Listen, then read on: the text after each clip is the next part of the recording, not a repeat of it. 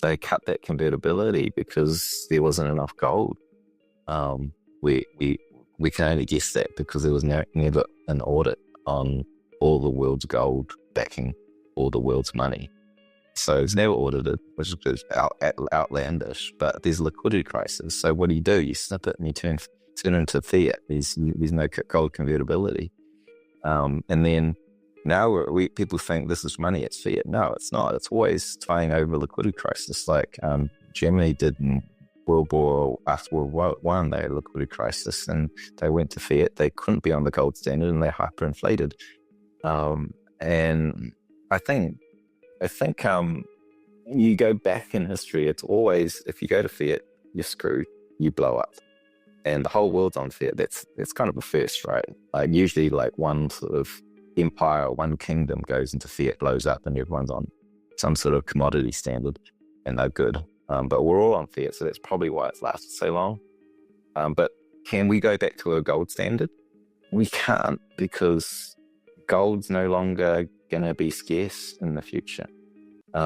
Even if you draw the gold supply since the industrial age and then comparing it to agrarian age, it's our world on data. You can get that chart. It's on an exponential climb, right? And now we've got rockets that are being caught out of the sky that are double the power of the moon rocket, right? And so that thing there is going to get stuff into orbit for let's focus $10 per kilogram, where it used to be $10,000 per kilogram. And the threshold to get mining the trillions of dollars of quadrillions of dollars of gold out in the solar system is $100. If you can get the cost to orbit below $100, you unlock all the resources in the solar system. It might take a bit of time to get the technology to do that, but if we're looking at this 10,000-year view of money, that's just a blink of the eye. We can't go back to a gold standard. You can't secure something around scarcity using scarce atoms, because there's a lot of atoms in the universe and all you need is better technology. The only way that we can have non-fiat money, which we know will disappear, always does. The only way that we can have non-fiat money is to use a new, you might call it a gold standard, but a new secure consensus that prevents someone inflating the supply. And the only way that you can do this into a technological age that goes exponential is to use energy. Because the funny thing about energy is no matter how high your technology is, well, the technology uses the energy to create stuff, goods and services, rocket ships, nice buildings, heating, food. So you're always needing more and more energy that grows with your technology. So if you can make the energy the thing that's scarce, then that's how you create a scarcity. And that's we've created that with Bitcoin. It's as an energy secured like digital scarcity, and that will not break with an exponential 10,000 years in the future. So that's how I look at Bitcoin, right? I think that's how we should look at it. Has the right properties and the right design to be the money the next 10,000 years, whereas gold, before we had the technology we have now, gold was that. Atoms to secure scarcity is no longer viable in a post-industrial age. So the question is, how long before fiat blows up?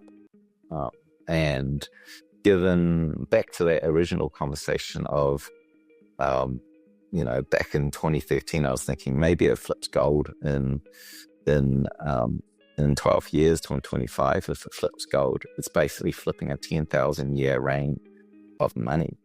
And we're looking, that's a big thing, right? We're looking now at, zooming out, maybe if we live that long as a civilization, we're looking at 20,000 years and right in the middle of transitioning from, something that you dig out of the ground to something that's purely digital, secured by energy, and incidentally, in 200 to 300 years, we're going to capture every bit of energy hitting the planet. And then probably 10,000 years in that time scale is where we start to have the technology to capture the entire energy coming off the star. This is called the Kardashev scale for people looking into sort of like the progress of civilizations. No, but this is all technology. It's very disruptive and it happens very quick, but it seems like as we're in it, yeah.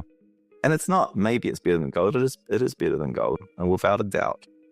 Absolutely without a doubt. And, you know, one of my favorite characters on Twitter is actually Peter Schiff, because he's so funny and is diehard, like saying gold is great and Bitcoin's crap. So, I mean that in itself is great marketing for Bitcoin, since he's got reach nuts for gold people. Because you can only be right for so long, and then people also look into, why is it outperforming gold? It's a Ponzi scheme. It does look like a Ponzi scheme when it grows, 10,000x over a short amount of time. But, so did Uber, so did Apple, so did Google, so did NVIDIA, like from 0 to 1. That's what we're looking at, a 0 to 1. We went from 0 and we're currently at 0.05 to be exact. We're like just under 5% worldwide adoption of this asset. You brought up the chart, or like the general idea that we've had all of these like different fiat currencies over time, and they've rotated, country by country, over 100 years or so. Does the idea of like Bitcoin disrupting that, like somewhat like, it's exciting to me, and I think that it's going to happen, but I also kind of get the sense sometimes when Bitcoin is like increasing in value really fast, that it's also kind of scary, because it's like such a potentially radical change in geopolitics and money and like the global world order that I don't really know, how exactly it's going to play out. Do you ever get that feeling, or do you like, this is just good for the world, Bitcoin's going up? Yeah, I get both. Yeah, I'm like, this is good for the world, ultimately. How it plays out, I'm not sure. And I look, when we have like a change of empire, there's a lot of geopolitics that happen, and it's times of uncertainty and war. But that's not caused by necessarily it's not caused by necessarily, let's say, gold being gold. The empires geopolitically change power, and then they get to dictate, their paper claim on the gold. So, if anything, I think it's going to be more positive and peaceful with if it moves to a new kind of like a Bitcoin standard. At least Bitcoin's like Switzerland, right? It's neutral. It doesn't have a stance. Without that, then you're going to have geopolitics fighting over the money. I want to be the next reserve currency if I get that. I want the biggest military. And so the stakes are higher. I think that like having a neutral party that does not have any nationality is going to make it better, not worse. I think there's hope. I think it's hope. Bitcoin is hope. But I think no one really knows how this is going to play out. Some people, question, will the 4-year cycles go away? Will the 80% bear markets disappear? Last cycle, like I said, I kind of thought that they might. I was definitely wrong there. It was close to 80% drawdown. What do you think? I'll join you in being wrong, because I remember posting a tweet saying this is the last cycle. And the idea was that the cycles would be less extreme, and so it would look like the cycles aren't even there, just ups and downs. I've changed my view a little bit on it. I think that you can think of the Bitcoin cycle as a superposition of the two impacts. There's a halvening, which is creating a supply shock, push. So I think of this as like the bathwater, and you just push the bathwater and it sloshes.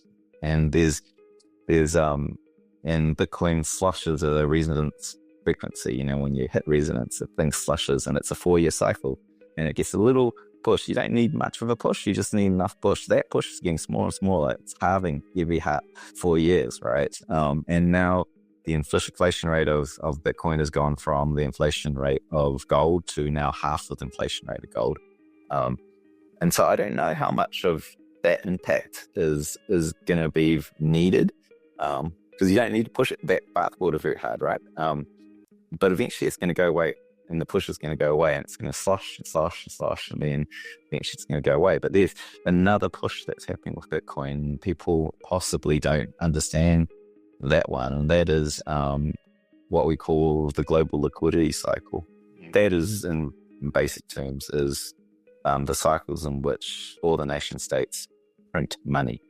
And the bottom of this bear market was when global liquidity expanded, and most of that coming out of China, not actually the US. US started following, and then we kind of was trapped under like a consolidation of global liquidity, and then it broke to all-time highs and out running away.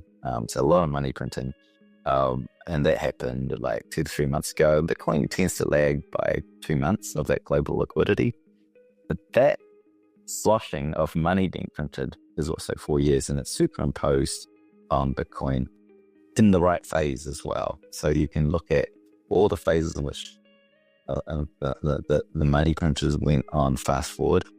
They were also the screaming bull markets. And so I think that that kind of little push from the halving, because it's the resonance, it doesn't need to be a big push, and the global liquidity is going to be there until fiat dies. I think we'll stuck in these cycles. Maybe it doesn't draw down as much because the machine is bigger. It's holding a lot more capital than last time.